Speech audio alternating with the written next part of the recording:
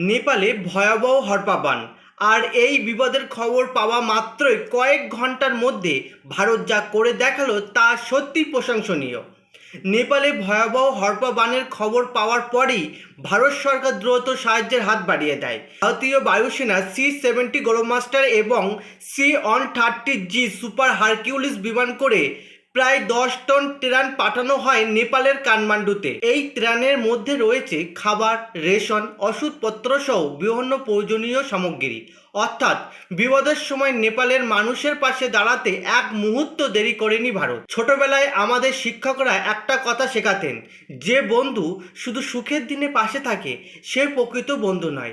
প্রকৃত বন্ধু সেই যে দুঃখের দিনেও তোমার পাশে এসে দাঁড়ায়।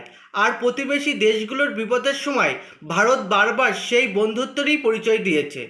নেপাল হোক, বাংলাদেশ হোক, শ্রীলঙ্কা হোক কিংবা অন্য কোনো দেশ, দুর্যোগের সময় মানবিকতার হাত বাড়িয়ে দেওয়ার ভারতের ঐতিহ্য। আর আমরা গর্ব করে বলতে পারি, বিপদের সময় মানুষের পাশে দাঁড়ানোর আসল মানবতা, এটাই আমাদের ভারত। ভিডিওটি ভালো লাগলে সকলের সঙ্গে শেয়ার করুন। জয় হিন্দ, জয় শ্রীরাম।